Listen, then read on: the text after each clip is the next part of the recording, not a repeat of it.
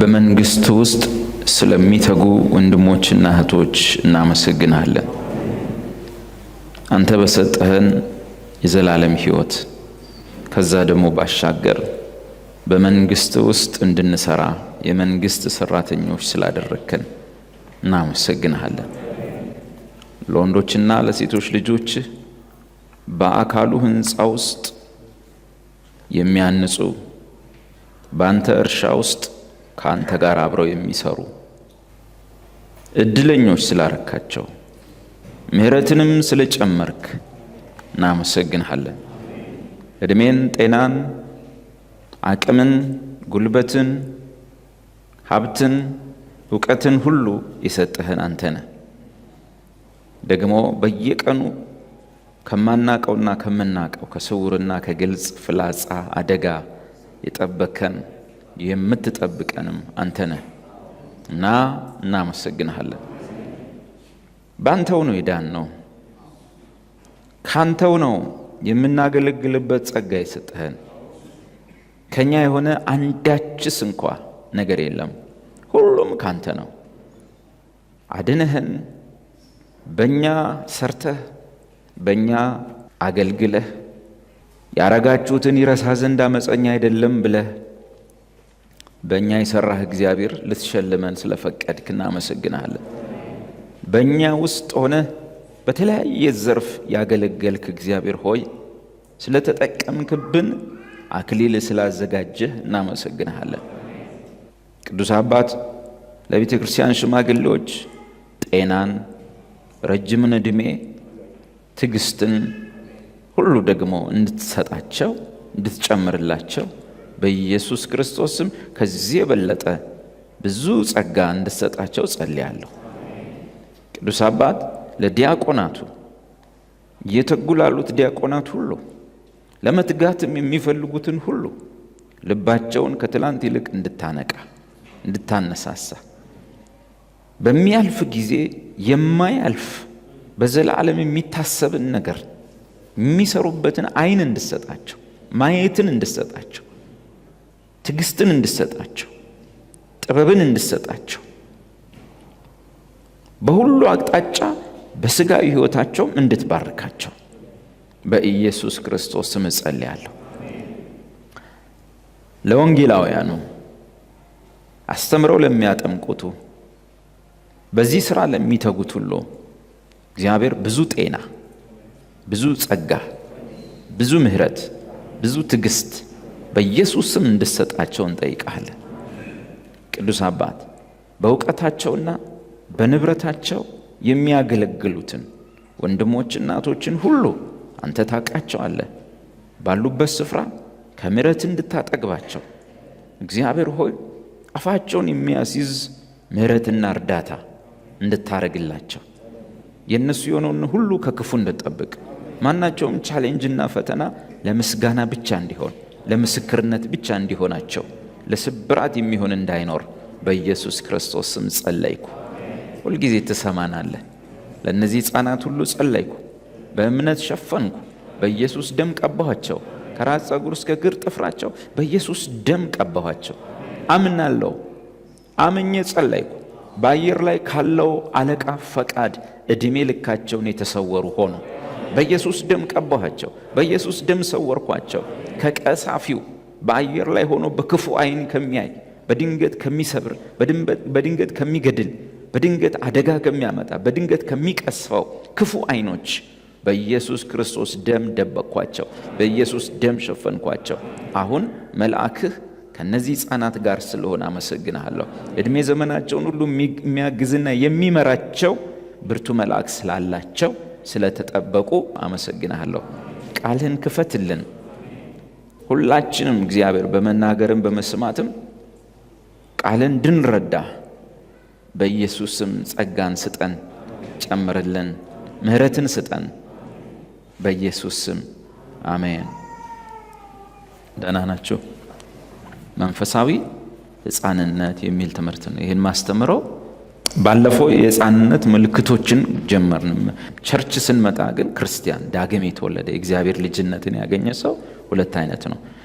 አንደኛ ቆሮንቶስ 2:15 መንፈሳዊ ሰው አለ። መንፈሳዊ ሰው መንፈሳዊ ነገር ከመንፈሳዊ ነገር ጋር እያስተያየ መንፈስ በሚሰጠው ቃል ነገሮችን የሚመረምር ሚያውን ሁሉ ዲፋይን የሚያደርገው በመንፈሳዊ ነገሮች በእግዚአብሔር ቃልና በመንፈስ ቅዱስ የሚመረምር የሚፈትሸው ዲፋይን የሚያደርገው ሰው መንፈሳዊ ሰው ነው።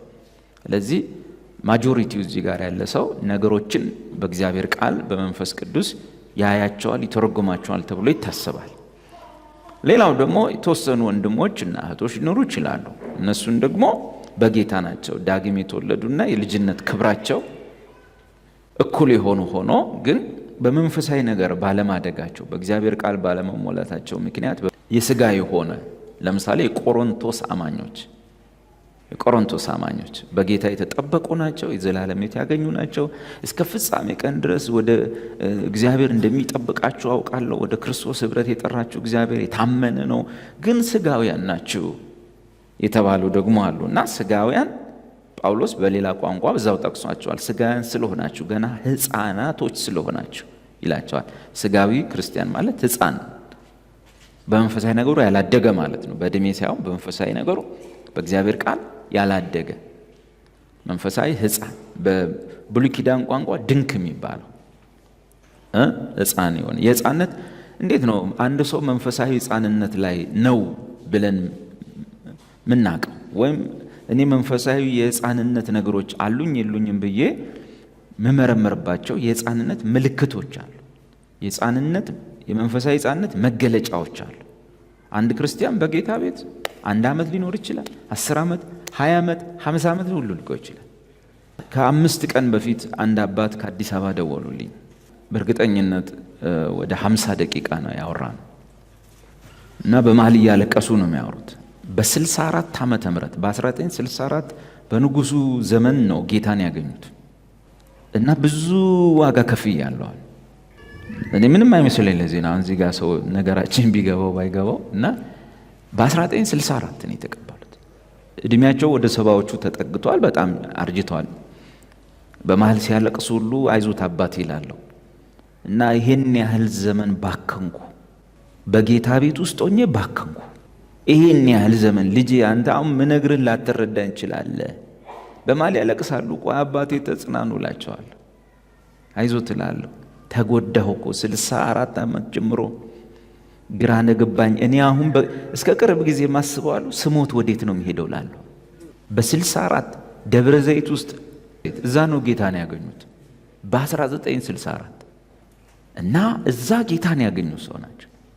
በቸርች ውስጥ እድሜያቸውን የጨርሱ ናቸው። ለካ ጌታ እንደዚህ ነው ወይ? ክርስትና እንዲህ ነው ወይ? ጌታ እንዲህ ይወደኛል እንዲህ ብለው ያለቅሳሉ። በማል ቆይ አባቴ አሁን ቢሄዱ እባካችሁ ኩነኔ አትስበኩ ይላል።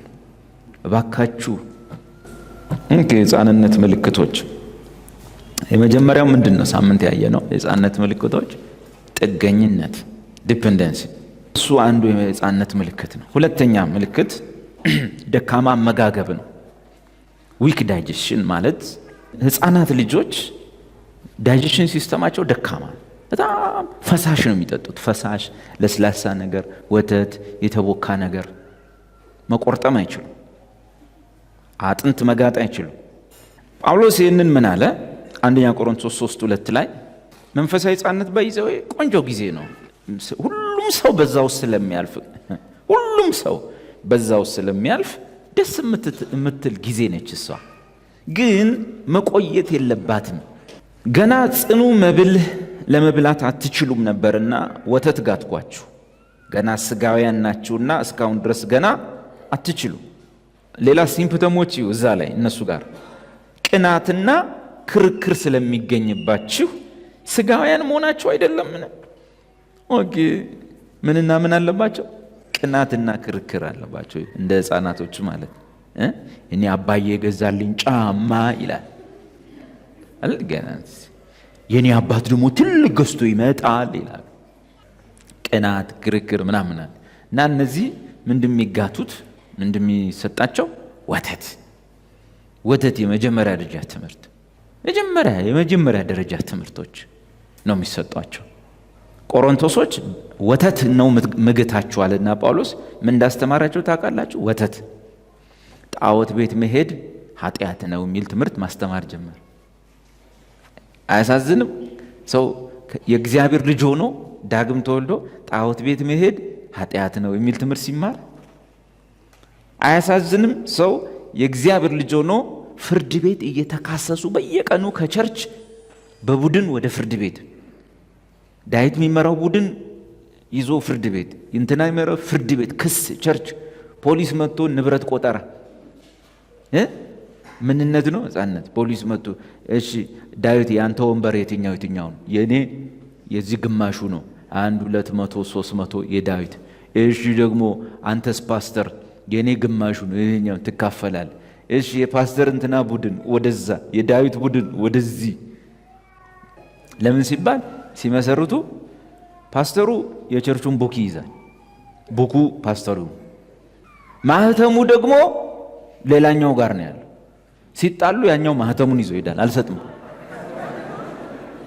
ፍርድ ቤት ማህተሙን አምጣ ብሩን አምጣ ምንድነው የሚሻለው በመተዳደሪያ ደንቡ መሰረት ይፈርሳል ቸርቹ እና ንብረት መካፈል ፍርድ ቤት ይወስናል ንብረት ተካፈል ፖሊስ 1 2 50 ወንበር ፓስተር ኩኩሻ ፓስተር ድዱሻ ያው ናቸው ዘሴም ነው ይካፈላል ማለት ምስኪን ሴቶች አሉ ደግሞ ምስኪን ሴቶች ትንቢት የሚያሰዱ ከፓስተር ድዱሻ ጋር ይሄዳሉ ሌላው ደግሞ ወጋውሽ በኢየሱስ አንቺ ላይ ያለው ስፒሪት ኩኩሻ ጋር ኦኬ እቺ ምንድነች የሕፃንነት ወግ አልባ መጽሐፍ ቅዱስ እንዲላል እኮ የሳባ ንግስት የሶሎሞንን ቤተ መንግስቱን ምኑ መሰላችሁ ፌንት ያደረገችው በቤቱ አይደለም ቤት ውስጥ ባለው ስርዓት እሱ የሚቀመጥበት አቀማመጥ መኳንንቶቹ የሚቀመጡት አቀማመጥ መስተንግዶ የሚሰጡት ሰዎች አለባበስ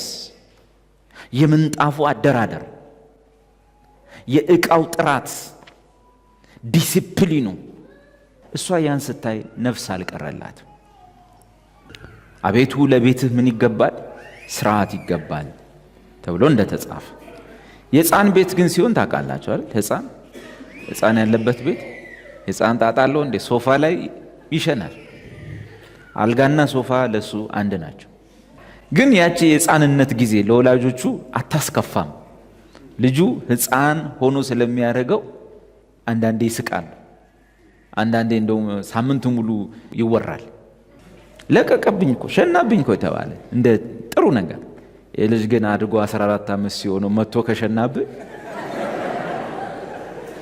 እሱ ወደ 3ኛው ደረጃ ይደርሳል 3ኛ ጋር ምን ነው አለ ኢግኖራንስ የሚባል ለማደግ አለመፈለግ ኢግኖራንስ ምን ልበለው ዕውቀት ለማግኘት ለመረዳት እና ለማደግ አለመፈለግ ሆነ ብሎ ሕፃን ሆኖ መሰንበት መፈለግ ሆነ ብሎ ለምን ያ ነገር ይመቸዋል ካደገ አቁም ሊባል በየሜዳው እንደ ሲሆን ገና ነው በጌታ ነው ሕፃን ነው ትላም በጌታ ያዙት የሚባለው ነገር እንዲቀጥል ይፈልጋል 7-8 ዓመት ኧረ አይደለም ከዛ በኋላ እኔ ዞር ስል አንተ ነህ ሲሚንቶ የምታቦካው ማለት ማደግ አለብህ እኛን መተካት ነው ያለበት እኮ ሰው ይሄን ቤት እኮ 10-20 ሰው ነው ማገልገል ያለበት እዚህ ቤት ማለት አስተምሮቱን ጠብቁ እዛ እርሾ ይዞ መጥቶ አይደለም እሱ ላይ ከሆነ መቼም እንለያያለን እኔ ብቻዬን ቆሜ ዴቭ መድረኩን ይዞ አለቅም ብለህ እስክትል ድረስ እግዚአብሔር አንሳው እስክትል ድረስ አለቅም አስተምሮ ላይ እንማማታለን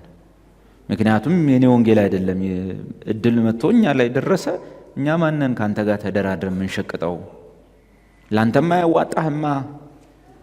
አያዋጣህም እኮ መጥፊያ እኮ ነው እና ደካማ አመጋገብ ምን አለ ገና ጽኑ መብል መብላት አለመቻል ለምን ሕፃናት ናቸው ኦኬ ሕፃን ምን መብላት አይችልም ጽኑ መብል መብላት አይችልም ሁሌ ወተቷን እቺ መጀመሪያ አሜን አይዞ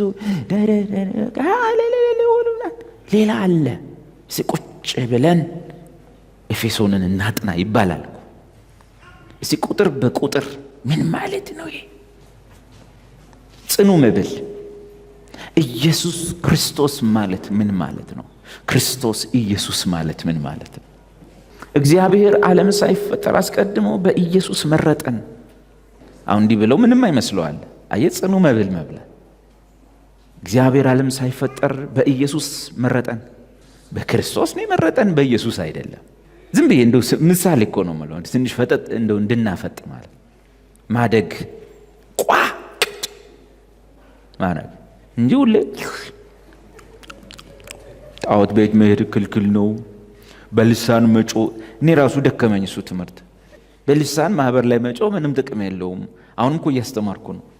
ከዛም ያልፋል እሱ እኮ እኔ አሁን ሰው መንፈስ ነው ስጋ ነው ምንድን ነው እያለ ሰው ይጨቃጨቃል። እንትኑ እኮ ነው ስፑን ፊዲንግ እኮ።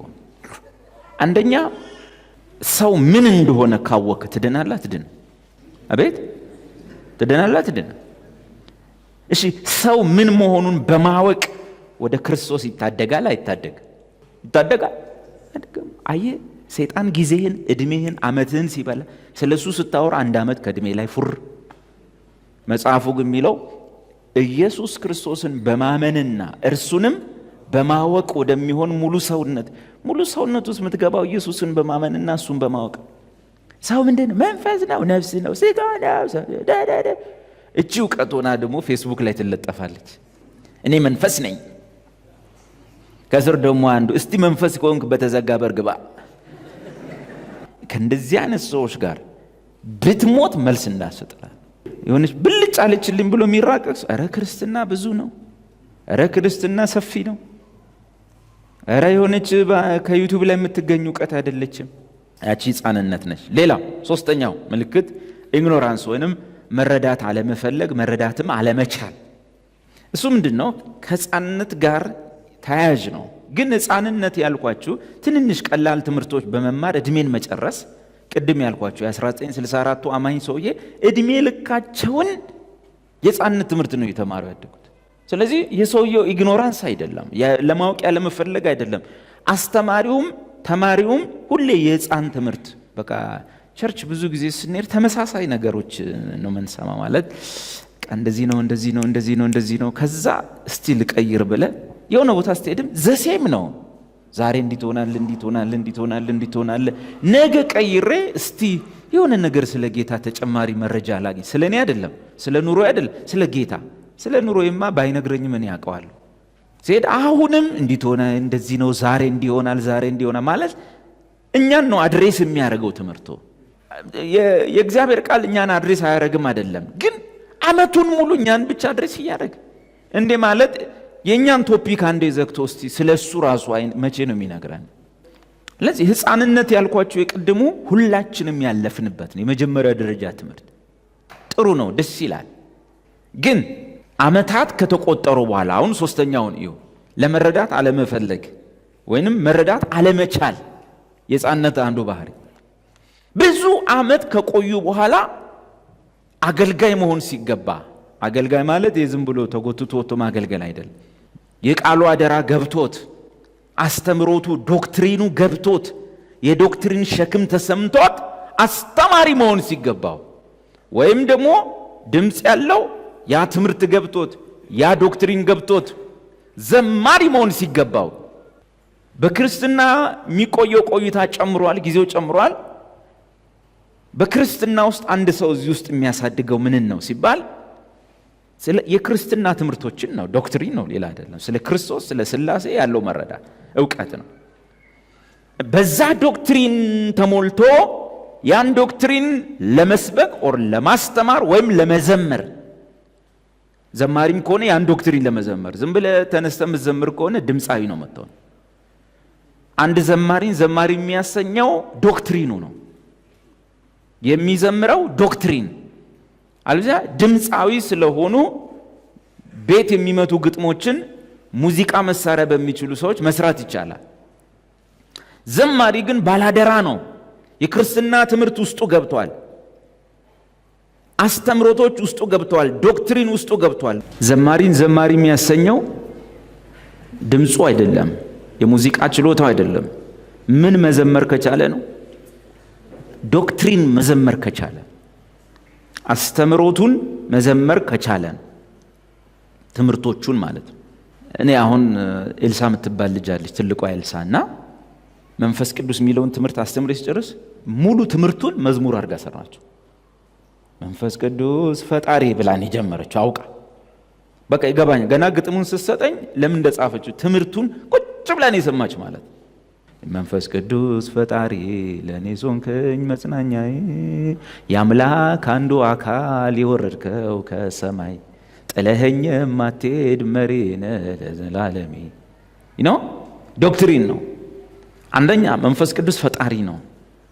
ዝም ብሎ የእግዚአብሔር መንፈስ የእግዚአብሔር ኃይል ፓወር ንፋስ አየሩ አይደለም። መንፈስ ቅዱስ ንፋስ አይደለም። መንፈስ ቅዱስ እርግብ አይደለም። መንፈስ ቅዱስ እሳት አይደለም። እንደ እሳት ወረደ ነው የሚለው፣ እንደ እርግብ መጣ ነው የሚለው። እሱ እርግብ አይደለም። መንፈስ ቅዱስ ፈጠረኝ ነው የሚለው ቃሉ። ፈጣሪ ነው። የሥላሴ አንዱ አካል ነው።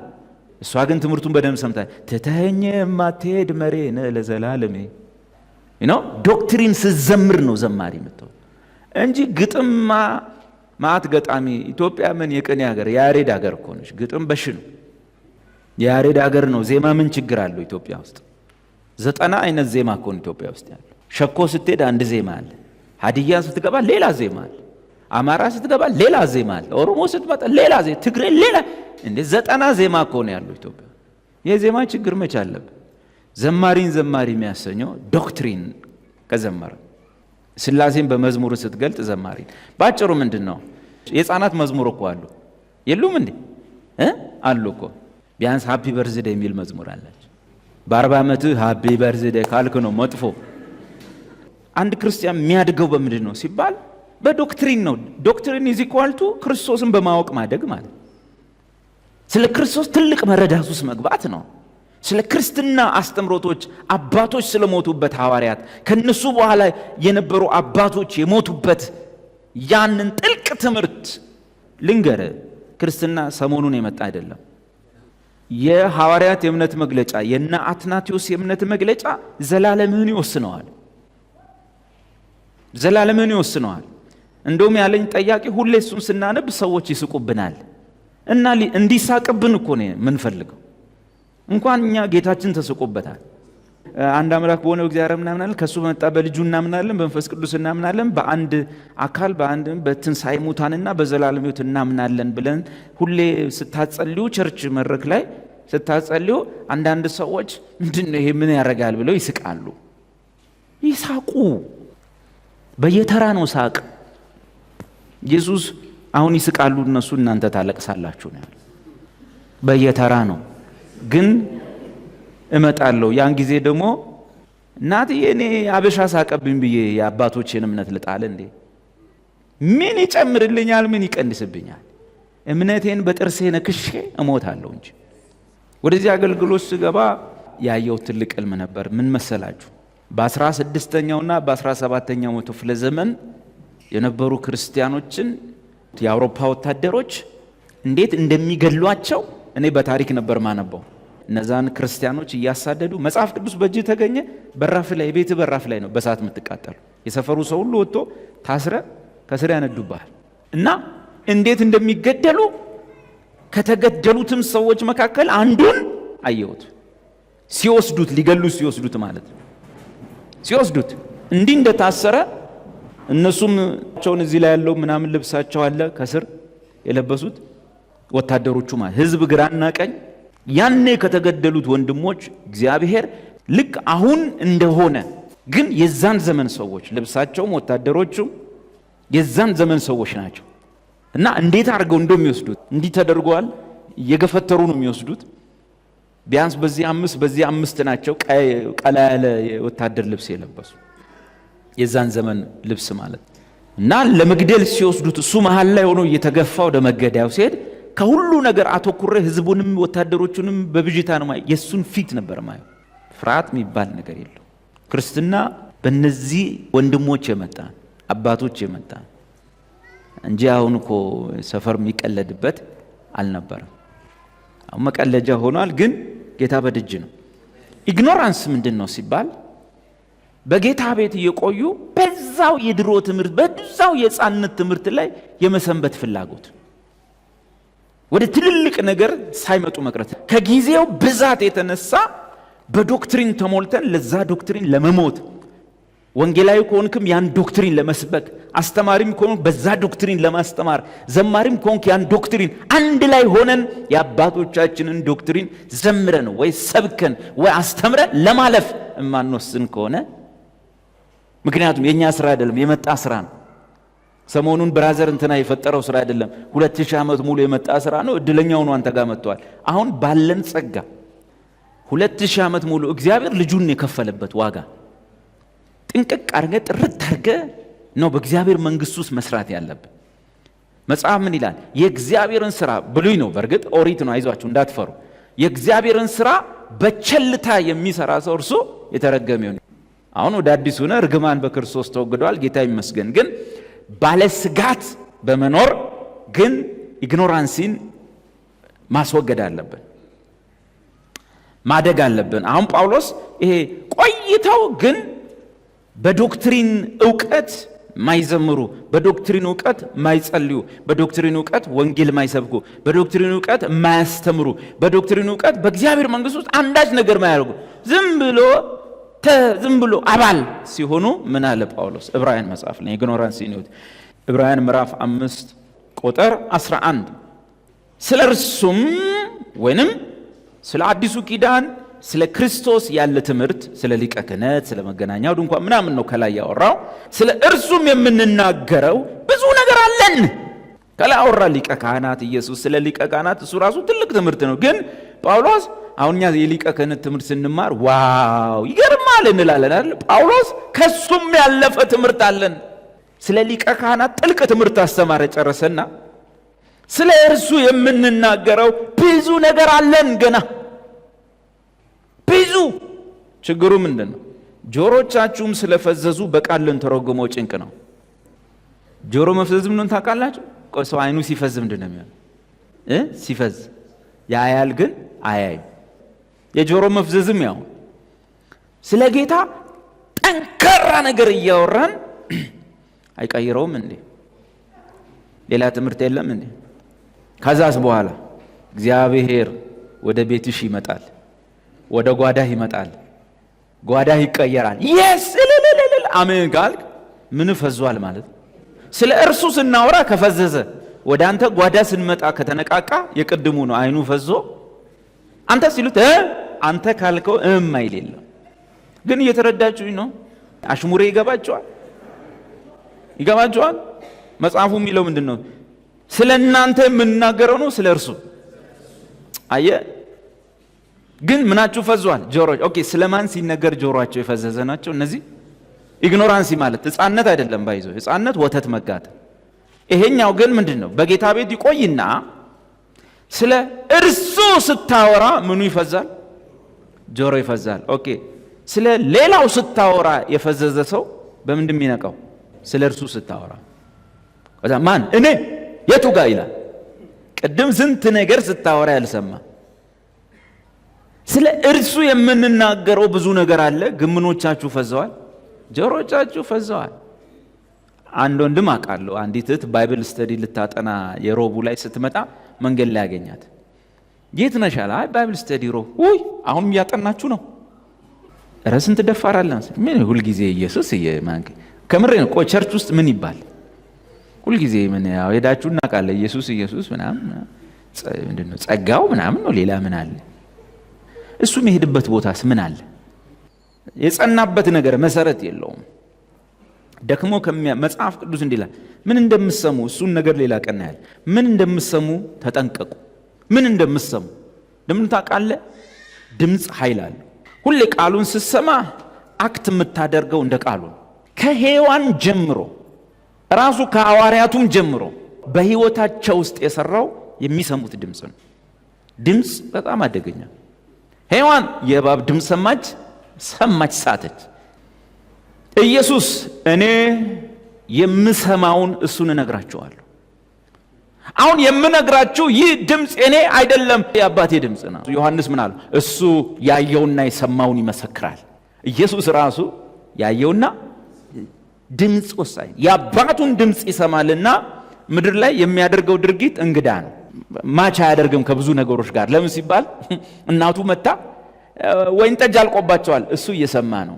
የእናቱና የአባቱ የአባቱን ሲሰማ ታይሙ ገና ነው ይለዋል። እናትየው ደግሞ ወይን ጠጅ አልቋል ነው። እዛ ደግሞ ቆይ ነው የሚሰማው። የማንን ነው?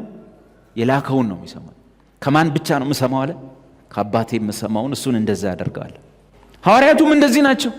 እኛንም መከሩን። መጨረሻ ቀድሞ ከነበሩት ሐዋርያት እና ከጌታ ማለት ነው ከሰማችሁት ነገር እንዳትናወጡ። ድምፅ ከባድ ነገር፣ ምን እንደምትሰሙ ተጠንቀው ተጠበቁ። እርግጠኛ ነኝ እኔ 4 ቀን ከሆኑ የተዳከሙ ክርስቲያኖች ጋር በውልና በሰማ አውቶማቲካሊ በጣም የሚገርም ሰው ችሎታው ማለት ነው በክርስቶስ አድገህ የሆነ ቁም ነገር ጋር ለመድረስ ጊዜ ይበላል። በአንዴ ለመውረድ 4 ቀን በቂ ነው። በአንዴ ዥር ነው የምትወርደው። ከዛ እንዲህ ስታይ እኛ እዛ ጋር እና እንደብርሃለን ማለት ለምን? እዛው ባይብል ስተዲ ላይ ነን። እዛው መጽሐፍ ቅዱስ እያስተማርኩ ነው። አላቋረጥኩም። አየ መጥፎ ነው ማሽቆልቆል፣ መጥፎ ነው። በተሻለ መጠን ወደሱ ማደግ ነው። ጊዜም የለንማ። አሁን ምን ይላል? እዩ ቀጥሎ ቁጥር 12 እዩ ኢግኖራንስ ምን ማለት ነው ታውቃላችሁ? ቆይቶ አለመቀየር ማለት ነው።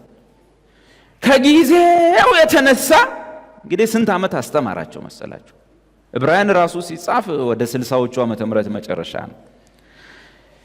ከጊዜው የተነሳ አስተማሪዎች ልትሆኑ ሲገባችሁ አንድ ሰው ስለ እግዚአብሔር ቃላት መጀመሪያ ያለውን የሕፃንነት ትምህርት እንዲያስተምራችሁ እንደገና ያስፈልጋችኋልና።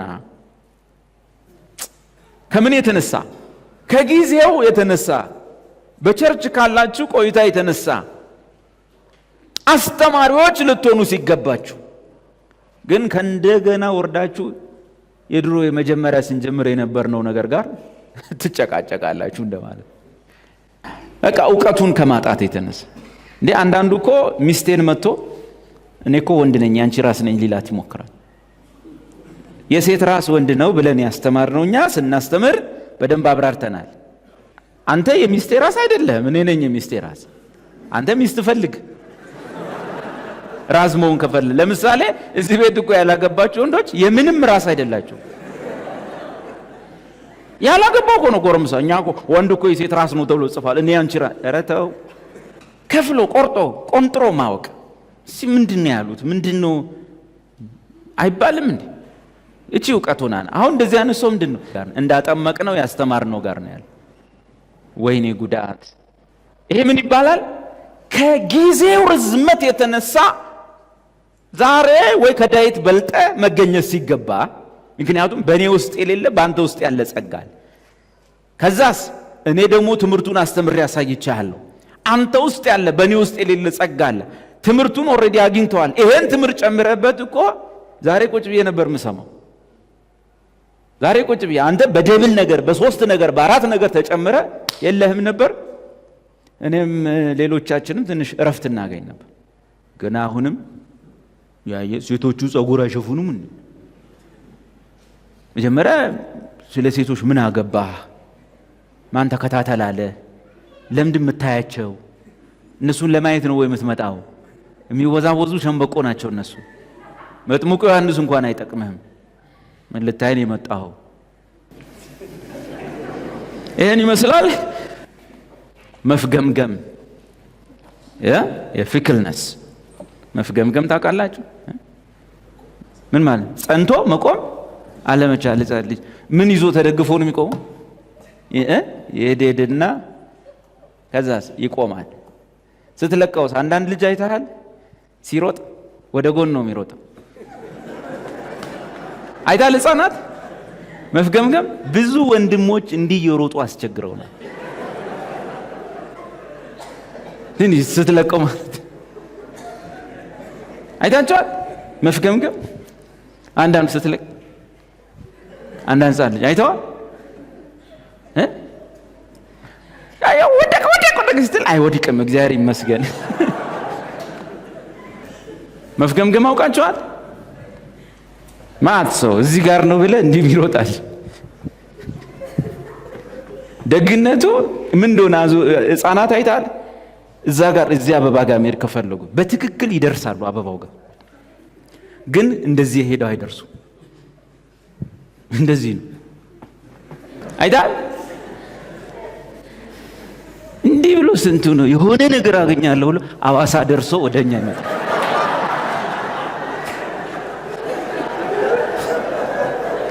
መፍገምገም እኔ እኮ መልሶ መምጣቱ ነው ቢገርም። እንትና ሄደ ሲሉኝ ግልግል እሰየው እላለሁ። ኢቭን ጸልየን የሄዱ ሰዎች አሉ። እግዚአብሔር አፍ አውጥተን ሂድ አንልም። ግን እዚህ ጋር ያሉ ቅዱሳን እየተጎዱ ነው። መጨረሻ ላይ እንዳየው ታውቃላችሁ? የፖሊስ ከስክስ ጫማ አለ አይደል? ከስክስ ጫማ ልጁ ቲሸርቱን ቀዶ በከስክስ ጫማ እንዲህ ሲዘረጋብኝ አየሁ። በእርግጥ አልመታኝም። እዚህ ጋር በህልሜ ነው አደራሽ እንዴ እዚህ መሬት ላይ ሳየው የሚጸልይ ሰው ነው ሃሌሉያ ምናምን ነው። በህልሜ ግን ከስክስ ጫማ 42 ቁጥር እዚህ ደርሶ ተመለሰ። ስለዚህ ምንድነው ያለ እግዚአብሔር ሆይ የምታደርገውን አድርግ አድርግ አድርግ። ሄዱ እኮ ሲባል እሰይ እላለሁ።